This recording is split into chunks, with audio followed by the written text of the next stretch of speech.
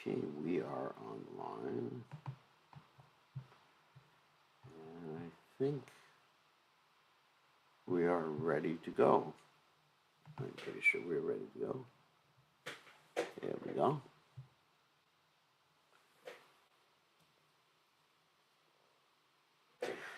So, good evening, everybody. So, we're going to continue with our Caitanya Caritamrta reading. But first, we're going to see a dance. Maybe you won't play the whole dance because it's kind of long. But hopefully it'll work this time. And it's not me dancing, so don't worry about it. It's our dancer Champakalata dancing. And here we go. And me chanting. Okay, hold on a second. Here we go. Hopefully, yeah.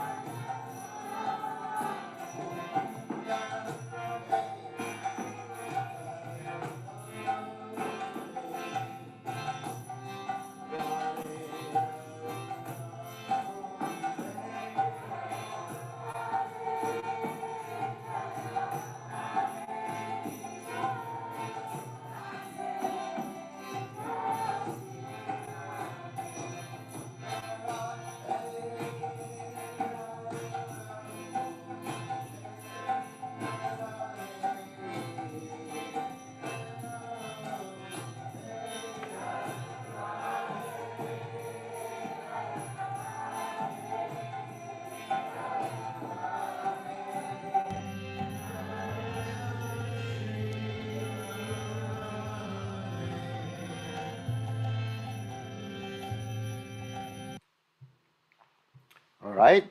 Jayom Vishnupad Paramahansa Paravatakacharya. All Stotera Satashi Shimad, His Divine Grace. Abhaya Chananada Bhaktivedanta Goswami. Srila Prabhupada Ki Jai. ISKCON Founder Acharya. Srila Prabhupada Ki Jai. Anantakoti Vaishnava Vrindi Ki Jai. Namacharya Srila Haridas Thakur Ki Jai. Prem Se Kaho Shri Krishna Chaitanya Prabhu Nityananda Shidwaita Gadadha Shiva Sati Gaur Bhakta Vrinda Gajai Shri Shri Radhakrishna Gopi Gopinath Shyam Kunda Radhakunda Giri Govardhan Ki Jai Vrindavanam Ki Jai Maturadam Ki Jai Jagalakasami Ki Jai Yamunamai Ki Jai Shrimati Lasi Devi Ki Jai Samaveda Bhakta Vrinda Ki Jai Gaur Premananda Hari Hari Gaur. All glory is the assembled devotees, all glory is the assembled devotees, all glory is the assembled devotees, all glories to Shri Guruin Gauranga. Namo Vishnu Padaya Krishna Pastaya Budle Shrimati Bhaktivedanta Swamini Namani Namaste Saraswati Devi Gauravani Pracharini Nivashesha Shunya Vari Paschacha Dejatarine. So Omagana Timidandasha Gananjana Shalakya Chukshurun Meditam Yena Tasmai Shigurave Namaha.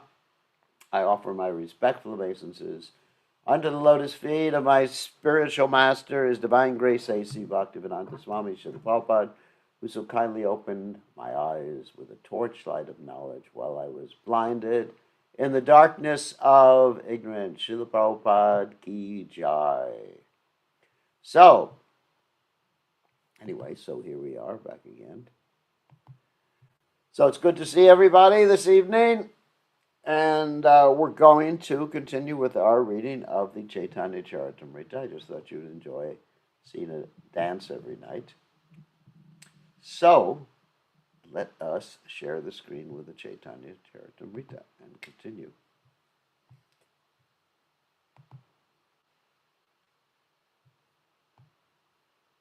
So, here we go.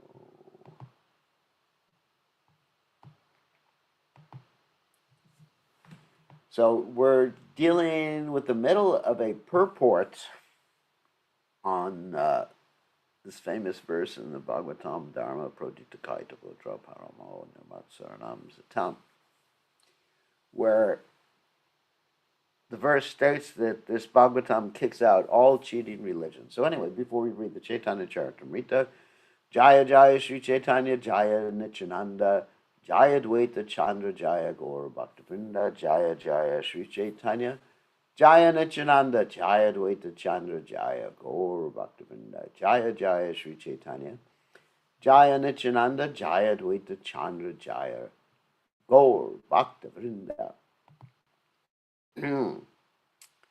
So we're in the middle of the purport. Any process of religiosity based on sense gratification, gross or subtle, must be considered a pretentious religion because it is unable to give perpetual protection to its followers. The word projita is significant. Pra means complete, and udita indicates rejection.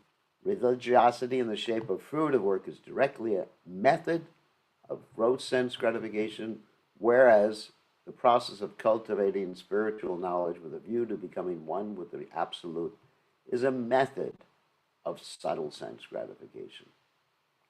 All such pretentious religiosity based on gross or subtle sense gratification is completely rejected in the process of Bhagavad Dharma, or the transcendental religion that is the eternal function of the living being. Bhagavad Dharma, or the religious principle described in Srimad Bhagavatam, of which the Bhagavad Gita is a preliminary study, is meant for liberated persons of the highest order, who attribute very little value to the sense gratification of pretentious religiosity. The first and foremost concern of fruit of workers, elevationists, empiric philosophers, and salvationists is to raise their material position. But devotees of Godhead have no such selfish desires. They serve the Supreme Lord only for his satisfaction. Sri Arjuna, wanting to satisfy his senses by becoming so-called nonviolent and pious man, at first decided not to fight. But when he was completely situated on the principles of Bhagavad Dharma, culminating in complete surrender unto the will of the Supreme Lord, he changed his decision and agreed to fight for the satisfaction of the Lord. He then said, Nashto moha smriti labdva vat prasada maya chuta stito smi dapasande ha krishye vachanam tava. My dear Krishna, O infallible one, my illusion is now gone. I have regained my memory by your mercy. I am now firm and free from doubt, and am prepared to act according to your instructions. That's from the Bhagavad Gita, of course, the 18th chapter, text 73. It is the constitutional position of the living entity to be situated in this pure consciousness. Any so-called religious process that interferes with this unadulterated spiritual position of the living entity or living being must therefore be considered a pretentious process of religiosity. So, practically speaking, in every culture we have these sorts of pretentious principles or processes of religiosity. Like in India, we have our, Satyanarayan Katha. That's just one example amongst many. Which means you become enthused because if you worship Narayan, you will get so much. And people become very, very encouraged by this. And in the West, they have prosperity gospel.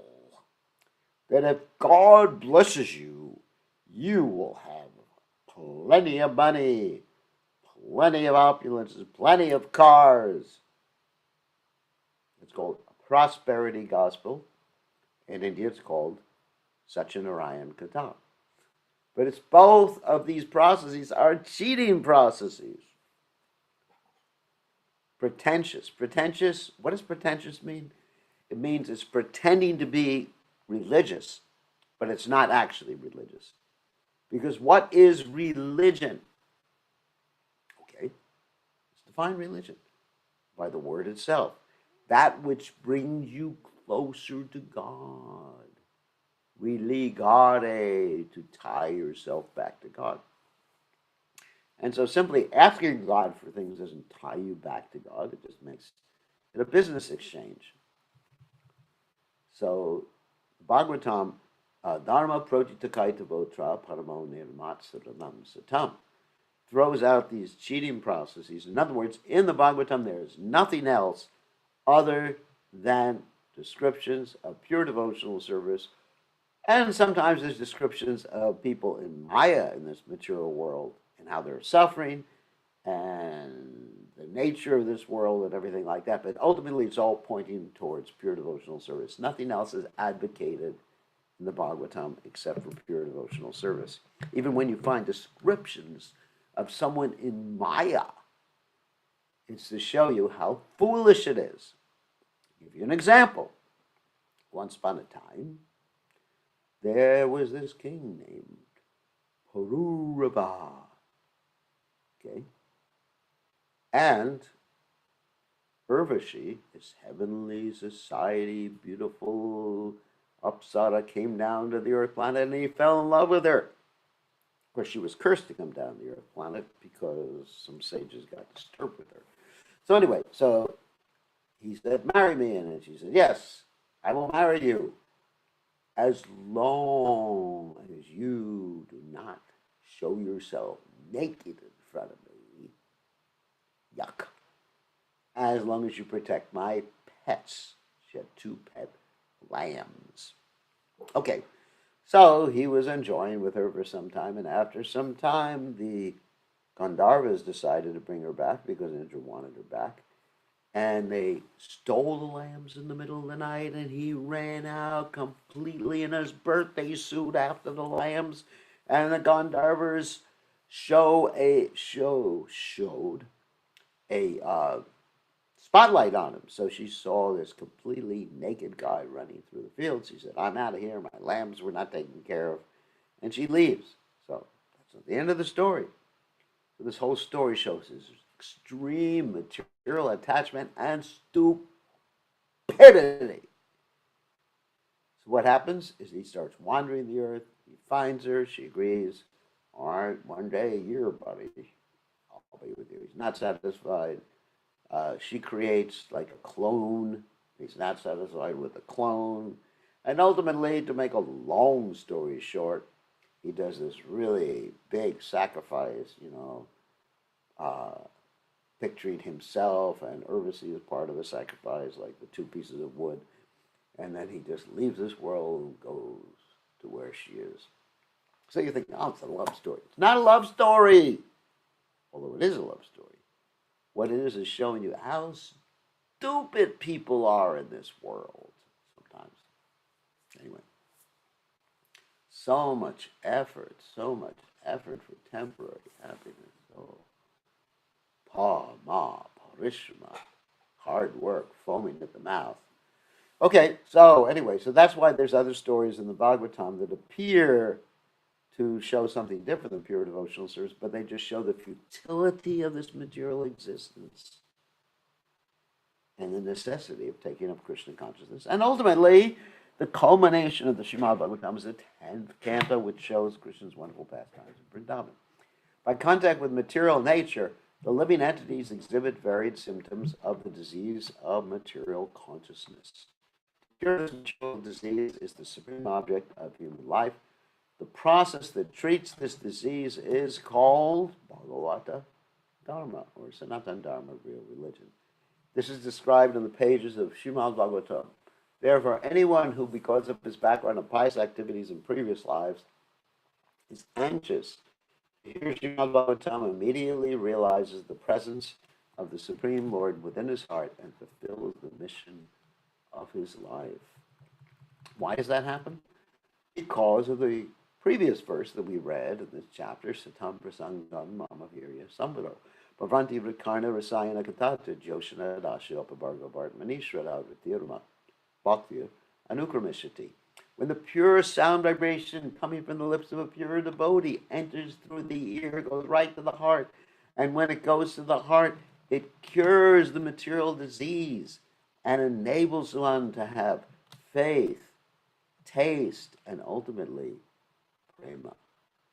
So that's the secret. We take this medicine through the ear from a pure devotee, given by the expert doctor who is the pure devotee. Okay, text 92. Taramajay mokshavansh kaitava pradan yahoite Krishna bhakti haya antardan. The foremost process of cheating is to desire to achieve liberation by merging into the Supreme, for this causes the permanent disappearance of loving service to Krishna. So the desire to merge into the impersonal Brahman is the subtlest type of atheism. As soon as that atheism is disguised in the dress of liberation, is encouraged, one becomes completely unable to traverse the path of devotional service to the Supreme Personality. So here Prabhupada is given a very unique definition of atheism. And actually, it's the definition of atheism. Atheism means no God. If someone is theistic, they believe in God. However, there are many religions that are not theistic. They're not religions. Although they may be called religions, they're not actually religions. Someone sending me a chat. Life is breaking up. Life is breaking up. What does that mean? Oh, line is breaking up. Marriage is breaking up or something like that. Okay. Just send me another message if it keeps going. Otherwise, then I have to switch internet connection. So anyway, so there are many religions, getting back to the point. And If anyone else is having that trouble besides him, just let me know. So there are many religions or so-called religions that don't advocate belief in God, so they're not religious. I'll give you an example. And we're not criticizing a spiritual path. One is Buddhism. Because in Buddhism, they don't believe in God, although they do worship an avatar of God who is Lord Buddha. But they don't believe ultimately in God. So it's like a contradiction. So it's called an atheistic religion, which is what we call in English an oxymoron. There's a new word for all of you. Oxymoron means when you have two concepts that are opposed and you try to say them in the same sentence, like an up-down or something like that, or a hot snowball. There's a contradiction right there. So that's an oxymoron. Or an intelligent idiot. I like that one. Intelligent idiot. So when you say that atheistic religion, it doesn't make sense. Because atheism means without God. Theos, God. Of course, sometimes they define God as just being an energy. Or when I was young, they would define God as being love. What is God? God is love. What? God is loving. He is not love. He is loving. Because if they take God as love, which is wrong, then you could say that anything you love to do is God, including lust. So, next text here. Akrasabdena moksha visandhirapi nirastakiti. Okay. The prefix pra in the verse from Srimad Bhagavatam indicates that the desire for liberation is completely rejected. This is an annotation, means a commentary by Sridhar Swami, the great commentator on Srimad Bhagavatam. All right. Krishna Bhaktira Bhadaka Yatta Shubha Shubha Karma Seha Eka Jivera Jnana Tamo Dharma. All kinds of activities, both auspicious and inauspicious, that are detrimental to the discharge of transcendental loving service to Lord Sri Krishna are actions in the darkness of ignorance. Purport. The poetical comparison of Lord Caitanya and Lord Nityananda to the sun and moon is very significant. The living entities are spiritual sparks, and their constitutional position is to render devotional service to the Supreme Lord in full Krishna consciousness. So-called pious activities and other ritualistic performances, pious or impious, as well as the desire to escape from material existence, are all considered to be coverings of these spiritual sparks. Coverings, because they're containing the original cause of our entanglement or leaving the spiritual plane. And what is that original cause? Krishna Bahir Mukha, which basically means we turned our face away from Krishna voluntarily. We're here because we deserve to be here. Because many of us say, we don't deserve to be here, but that's what not almost every criminal, but every criminal in the prison house, almost every criminal in the prison house says, I'm innocent. I don't deserve to be here. I was listening to a class, Prabhupada said that anybody who has a material body is guilty. You don't have to prove their guilt. The body proves the guilt. The living entities must get free from these superfluous coverings and fully engage in Krishna consciousness. The purpose of the appearance of Lord Caitanya and Lord Nityananda is to dispel the darkness of the soul. Before their appearance, all these superfluous activities of the living entities were covering Krishna consciousness. But after the appearance of these two brothers, the people's hearts are becoming cleansed and they are again becoming situated in the real position of Krishna consciousness. So why was that happening before they appeared? Because Krishna Swadharma Upagate. Because approximately over 5,000 years ago, and I don't know the exact date, Krishna left this world. Dharma Jnana Devisa. That when Krishna left, Dharma and intelligence and knowledge left with him. So Lord Chaitanya Mahaprabhu, as the Yuga Avatar, had to come to reestablish that.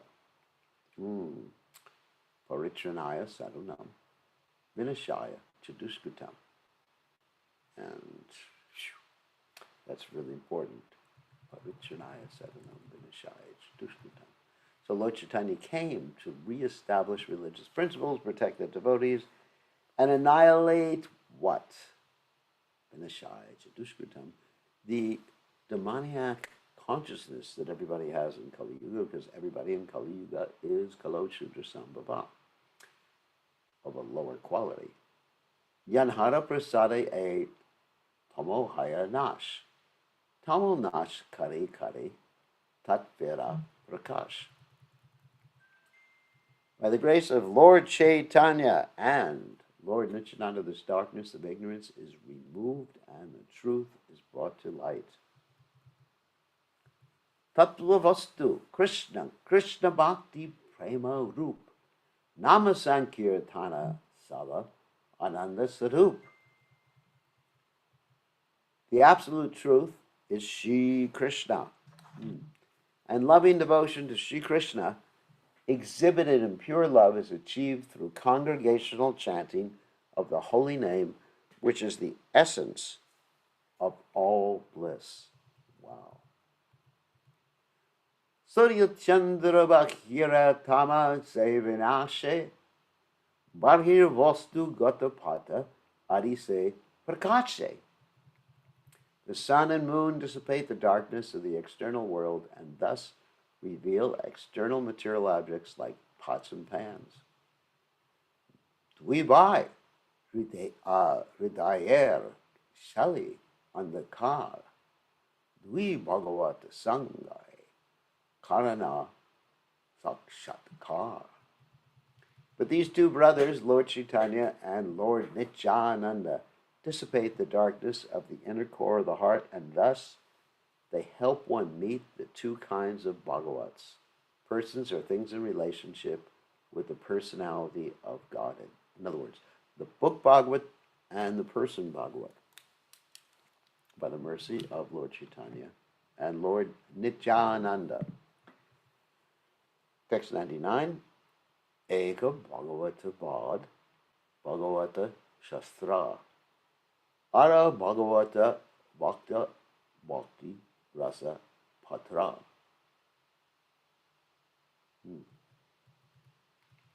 One of the Bhagavats is the great scripture, Srimad Bhagavatam, and the other is the pure devotee absorbed in the mellows of loving devotion. In other words, two Bhagavats.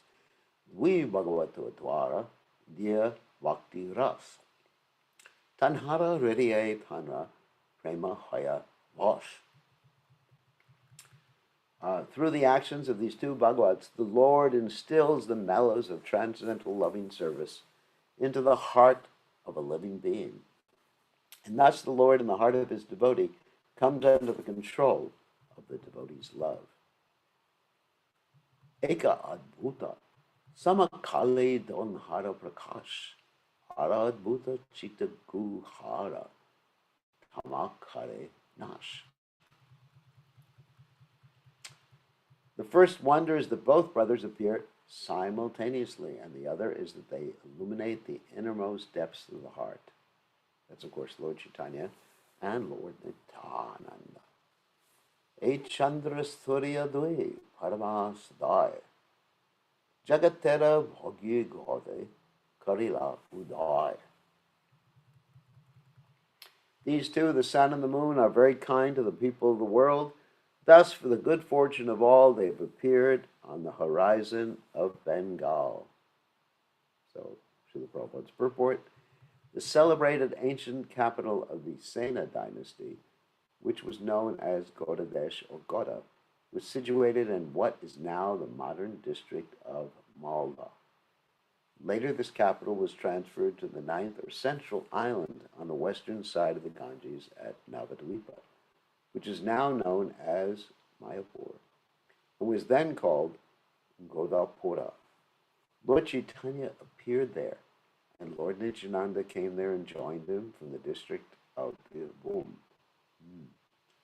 They appeared on the horizon of Gaudadesh to spread the science of Krishna consciousness, and it is predicted that as the sun and moon gradually move west, the movement they began 500 years ago will come to the Western civilizations by their mercy. Chaitanya Mahaprabhu and Lord Nityananda Prabhu drive away the 5 kinds of ignorance of the conditioned souls. In the Mahabharata, Udyoga Parva, 43rd chapter, these 5 kinds of ignorance are described. They are 1, accepting the body to be the self; 2, making material sense gratification one standard of enjoyment; 3, being anxious due to material identification; 4, lamenting; and 5, thinking that there's anything beyond the absolute truth. The teachings of Lord Caitanya eradicate these 5 kinds of ignorance. Whatever one sees or otherwise experiences, one should know to be simply an exhibition of the Supreme Personality of Godhead's energy. Everything is a manifestation of Krishna. Wonderful verses. Sedvi prabodha kare charanavandan yana hoite vignanash abhishta puran. Wow. Let us therefore worship the holy feet of these 2 lords. Thus one can be rid of all difficulties on the path of self-realization. Edvi shloke kaila mangala bandhan. Tritiya shlokera artha shuna sarva jan. I've invoked the benediction of the Lords with these 2 verses, texts 1 and 2 of this chapter. Now please hear attentively the purport of the 3rd verse. Vaktavya Bahulya. Granta Vishtharera Dare. Vishtare na varni sarata kahi alpa share. I purposely avoid extensive description for fear of increasing the bulk of this book. I shall describe the essence as concisely as possible. Now, the next verse is very important, not just for Krishna consciousness, but for anything we do. Because most people I come in contact with are extremely wordy. If they could say something simply, they will say it in 2 pages, 10 pages, 1 hour. Something that most people, or an intelligent person could say in 1 sentence, they'll say, take it an hour. Mitam chasaram chavacho hi bhagavata iti, which means essential truth spoken concisely is true eloquence. Very, very nice. Yes, most people I know are extremely worried. They just keep going on and on and on and repeating themselves. And I'm going, oh my God, when will they ever end? Praying to Krishna too for them to end. So text 107. Chunile kandive chitera agyanadi dosh. Krishna gada prema have paive santosh. Simply hearing submissively will free one's heart from all the faults of ignorance, and thus one will achieve deep love for Krishna. This is the path of peace. And of course, you have this verse in the Bhagavatam. What is that verse? Shrushro Shradana Shavasudeva Gataruchi Shanmahat Sevya Vipra Punya Tirtha Nishevanat. That one should hear that service means to hear with faith, Vasudeva Kataruchi. And when one hears like that, one gets a taste for what Vasudeva Kata talks about Krishna. And one becomes a great personality, and where these talks are being made, that place is a place of pilgrimage. Next verse, beautiful verse. Uh, very auspicious. Sri Chaitanya Nityananda Dvaita Mahatattva Tanra Bhakta Bhakti Nama Prema Rasa Tattva Vina Vina Likiyachi Kariya Vichar Shunile Janive Saba Vastu Tattva Sar. If one patiently hears about the glories of Sri Chaitanya Mahaprabhu, Sri Nityananda Prabhu, and Sri Advaita Prabhu and their devotees, devotional activities, names, and fame, along with the mellows of their transcendental loving exchanges, one will learn the essence of the absolute truth.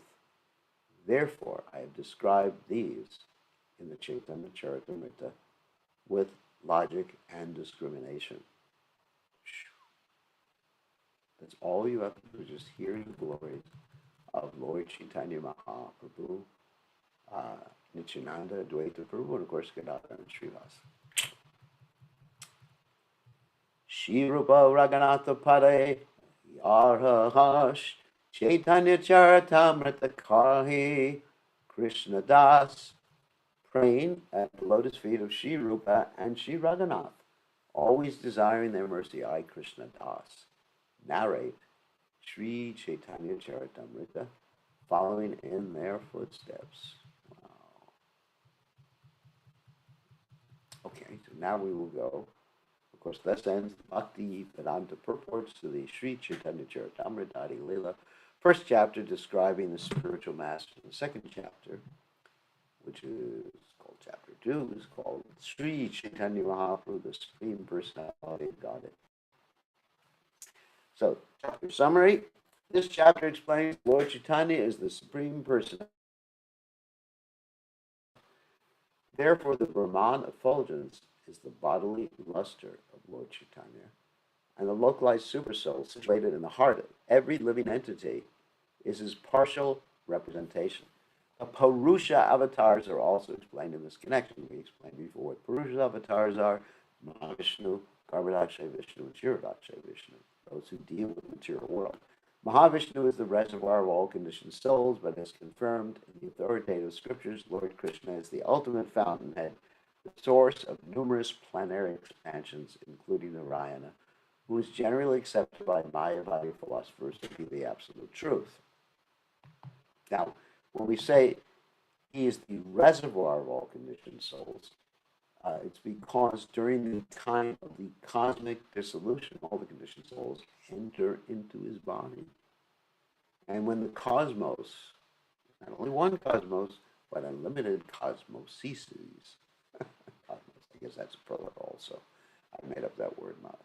Anyway, unlimited cosmoses, if that's a proper word, and many cosmoses, or many cosmos, whatever is the word for plural for cosmos. So many universes, let's use the word universe because I can make that plural very easily. Many universes emanate from Mahavishnu's body as seeds, and they expand, and then Mahavishnu looks at all the universes and the living entities which were previously in the reservoir beside him. They are put into the various universes to enact their particular pastimes that they started in their last lifetimes, and the Paramatma enters into everyone's heart to remind the living entities.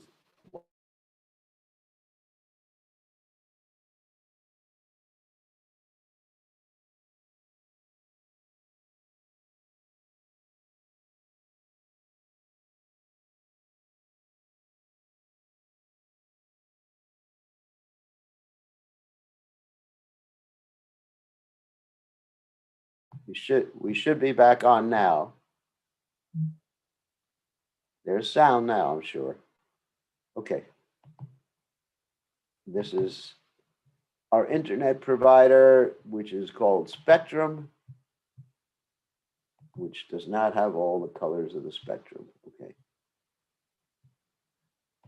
Let's go back. Lord Krishna is the ultimate fountainhead, the source of numerous planetary expansions, including Narayan, who is generally accepted by Mayavadi philosophers to be the absolute truth, the Lord's manifestation of Prabhava and Vaibhava expansions. Remember we talked about that? Oh, actually, we talked about Prabhava and Vilas, as well as the partial incarnations and incarnations with delegated powers are also explained. Lord Krishna's ages of boyhood and youth are discussed, and it is explained that his age at the beginning of youth is his eternal form. Let's see if we can get to the end of this introduction. The spiritual sky contains innumerable spiritual planets, the Vaikunthas, which are innumerable, or which are manifestations of the Supreme Lord's internal energy. Innumerable material universes are similarly exhibited by his external energy, and the living entities are manifested by his marginal energy. Because Lord Caitanya Mahaprabhu, Lord Krishna Chaitanya, is not different from Lord Krishna. He is the cause of all causes, and there is no cause beyond him. He is eternal, and his form is spiritual. Lord Chaitanya is directly the Supreme Lord Krishna, as the evidence of authoritative scriptures proves. This chapter stresses that a devotee who wishes to advance in Krishna consciousness must have knowledge of Krishna's personal form, his three principal energies, his pastimes, and the relationship of the living entities with him. And of course, that knowledge is known as Sambandhi Gyan. And Prabhupada here says, must have knowledge. We have to have this basic knowledge. Why? So we can distinguish between what is the actual philosophy, so we don't make any mistakes, so we don't present the philosophy improperly, and so we don't into Maya or illusion. Okay, so now we'll take some questions. I'm going to stop sharing, and we will go to, let me take you off of mute. Just 1 second. Sorry that the internet dropped off. It happens sometimes here. This is America. The internet has the coronavirus. So, okay, so who has a question they would like to ask?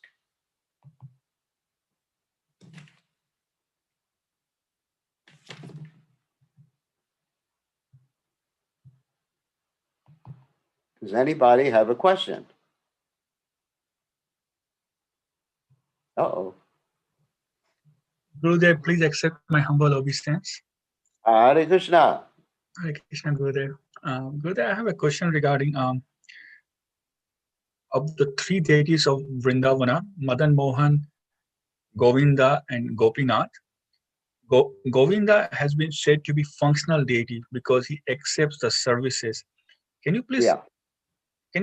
elaborate what does the functional deity means, and please? Well, functional means he engages you in devotional service. In the beginning, even in the beginning, Madan Mohan means he attracts you. They're all, for lack of a better word, functional deities. Function means they have a function. So Madan Mohan, his function is to actually attract you away from Cupid. And everybody in this material world likes Cupid, right? That's why you watch so many Bollywood movies, because they're usually about Cupid, right? Yes. I think I only watched one Bollywood movie my whole life, and that one was half about Krishna. It was called Oh My God. And some of you have seen that. Anyway, and it was a very funny movie.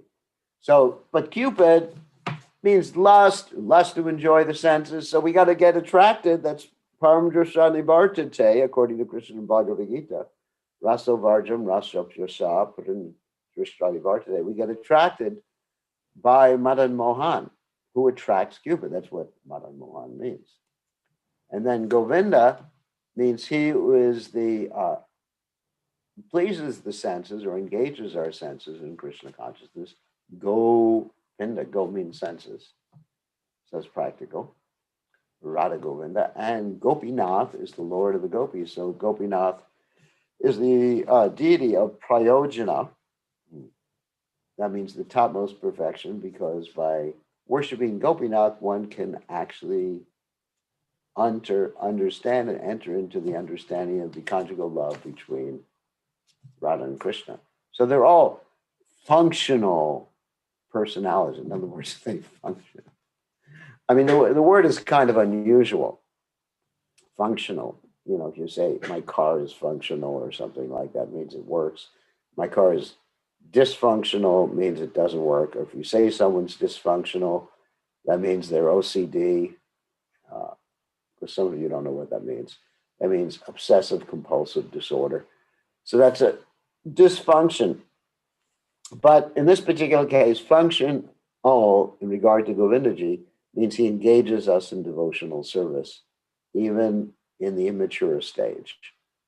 So for us, that's the function he executes, or he manifests. I would say manifests better than executes. Okay? Yes, thank you. Okay, who else has a question? Now's the opportunity for everyone, including Praneshwara.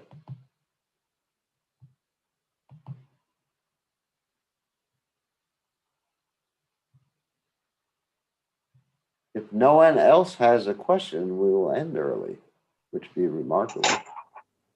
Hare Krishna, Gurudev. What's your question? Hare Krishna, Gurudev, this is Sumukh. I know, I recognize you. Okay. Sometimes, Gurudev, when we cook food, and corn, we boil in the water, and we try to, after it's cooked, then we throw the water away in the sink.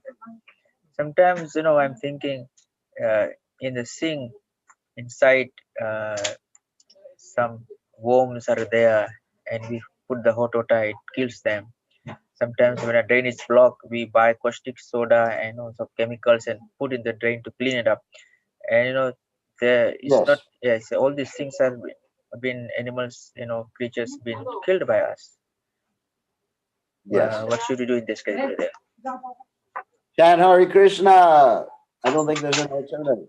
Because even when you start your car in the morning, so many microscopic living entities get sucked into the engine. There's an intake, an air intake, and they get cremated.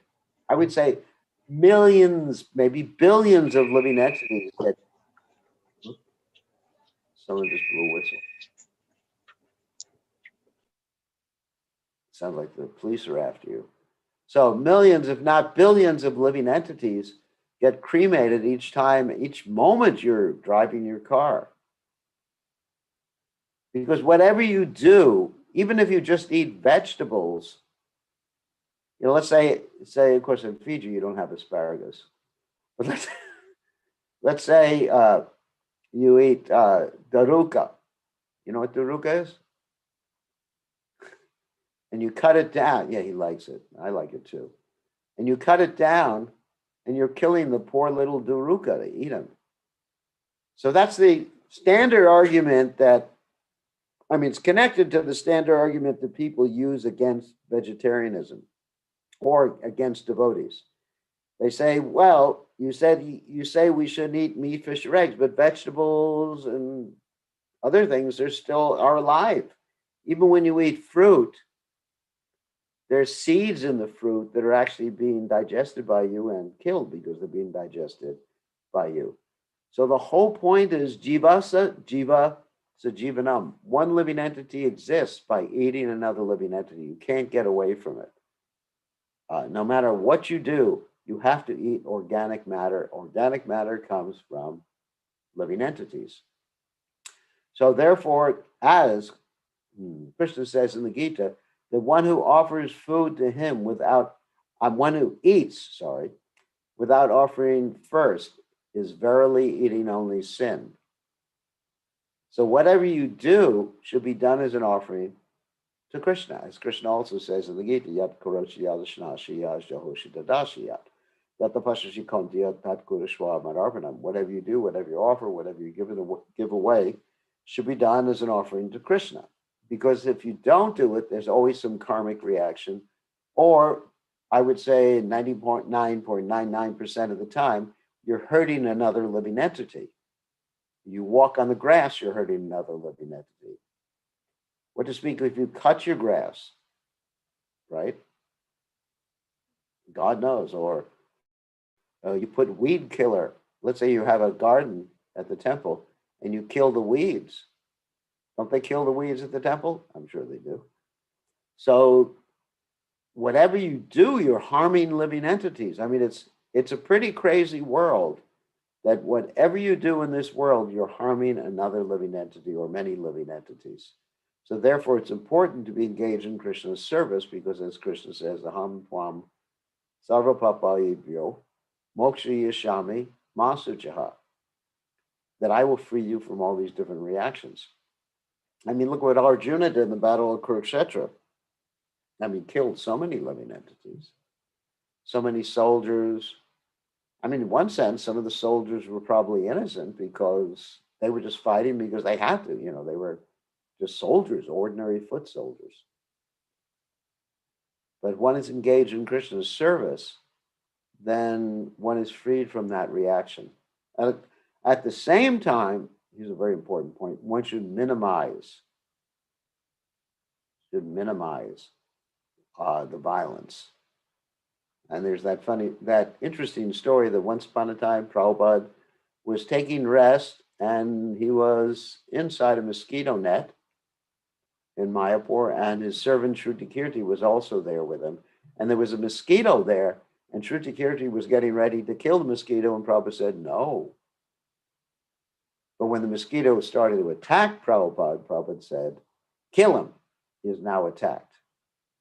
So Prabhupada was indicating you have to be very careful when dealing with other living entities. I remember I was in Dallas, Texas one time, Prabhupada was there, and someone had cut a tree that was alive, not even a dead tree, a tree that was alive. Prabhupada got really angry. And he said to the devotees, who has done this? I was right there. I was scared. Prabhupada said, who has done this?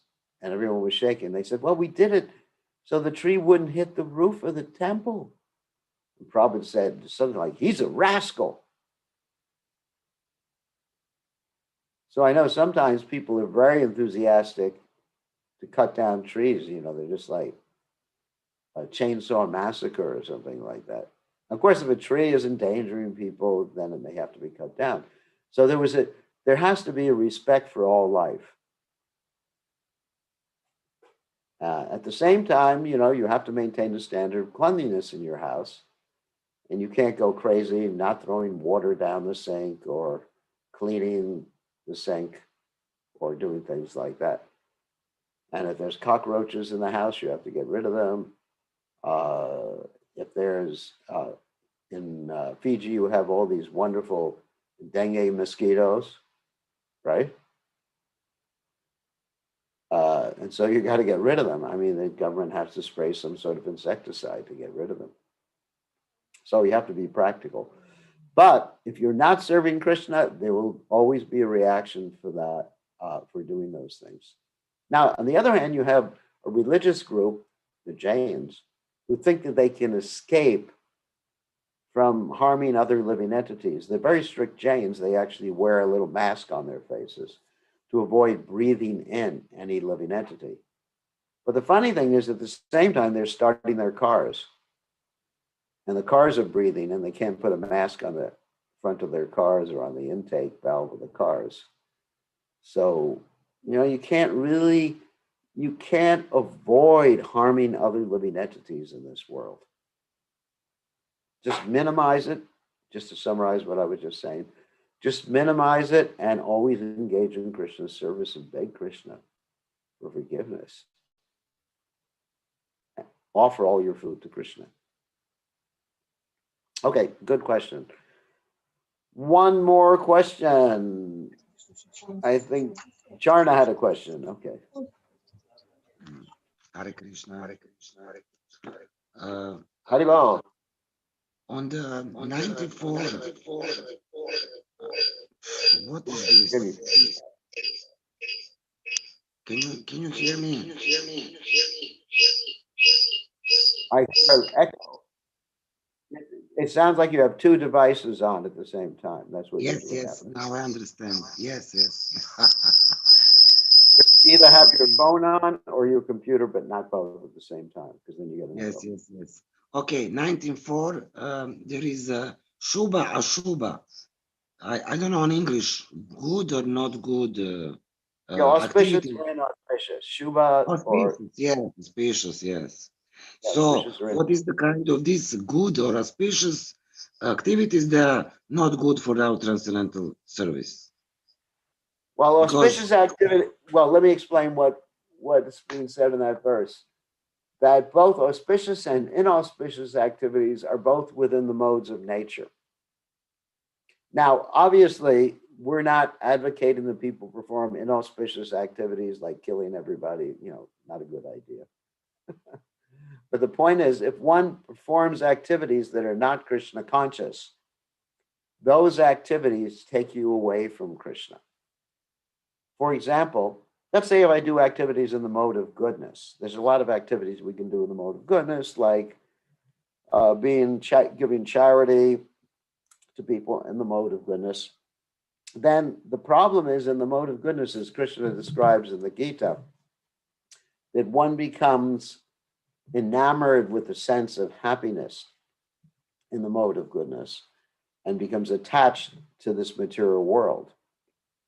So there's problems with activities in any of the three modes of nature, but there's no problems with activities done for Krishna. So every activity that we perform should be done for Krishna somehow or other. Even if one's working a job, if you give the results to Krishna, then that activity is done for Krishna. Of course, at the same time, you don't want to be too fanatic. I was just talking to someone who was talking about how their child, since he joined Krishna consciousness, was too fanatic. He wouldn't. His parents wanted him to go on vacation with them, and he said, "No, I'm only going to the temple."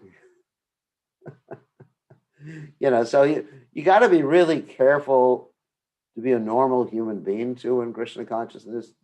To be a devotee of Krishna does not mean that one's obsessive and compulsive. I think most people know what that is. Obsessive compulsive disorder. That one just like refuses to do anything unless it's chanting Hare Krishna. So the main thing is one dedicates their life for Krishna, but we do all need some recreation. Some devotees may exercise. I know there's a devotee listening to us who plays tennis, and that's good. There's nothing wrong with him playing tennis as long as he doesn't do it all day long. And that way he's kinder and gentler the rest of the day because he plays tennis. So one shouldn't be too fanatic about Krishna consciousness. One should stick to the rules and regulations, but not be fanatic in the sense of like driving everybody else around him crazy. So anyway, activities in any of the modes of nature, this is really what it's saying. That verse is saying activities in the mode of goodness, activities in the mode of passion, activities in the mode of ignorance bind one to this material world in different ways. And the Bhagavad Gita describes this. So from that standpoint, auspicious or inauspicious activities are binding pretty much the same. From another standpoint, if we had to choose between auspicious or inauspicious activities, we would choose auspicious activities because one in the mode of goodness is more likely, more able to come to Krishna consciousness easily. So there's different angles of vision when you're looking at auspicious or inauspicious activity. Okay, I think we're going to end now. So thank you very much, everybody. And nice amount of people, 40 people tonight. And tomorrow we'll continue reading from the second chapter of the Adi Lila of the Caitanya Charitamrta. All glories to His divine grace, Srila Prabhupada. Jai. Srila Gurudev, Prabhupada. Gurudev, I just wanted to please accept my Yeah. humble obeisances. I would like to appreciate you sharing the dance of Champakalata. Thank you so much. And thank you to Champakalata for dancing for the deities. I wish I was there. This would make me so happy to chant and dance in front of the deities first thing in the morning for Mangal Aarti. So thank you so much, Gurudev. Thank you for appreciating that. Yes, actually, Krishna very much enjoys seeing her dance every day. Jai. Very auspicious. This is a tradition in India that every temple originally would have, Vishnu temples would have the Devi Dasis dancing for the deities. And Ramananda Roy, one of Lord Chaitanya Mahaprabhu's associates, would personally train up the Devi Dasis to dance for Lord Jagannath. He personally did that training. Of course, I'm not doing any training. I'm a sannyasi. So I don't train any of the girls to dance. I don't know how to dance. As I mentioned to many people before, when I was young, my parents sent me to dance school, not Bharatanatyam, and I was kicked out after 10 minutes out of dance school because I stepped on all the girls' toes. And so, Yes. so it's not my field. I do not know how to dance. And but those who do know how to dance, I know how to operate a computer. That's about it. Yes, that's as All important, right. Gurudev. You are giving us so much nectar with that technology. Thank you so much. All right. At least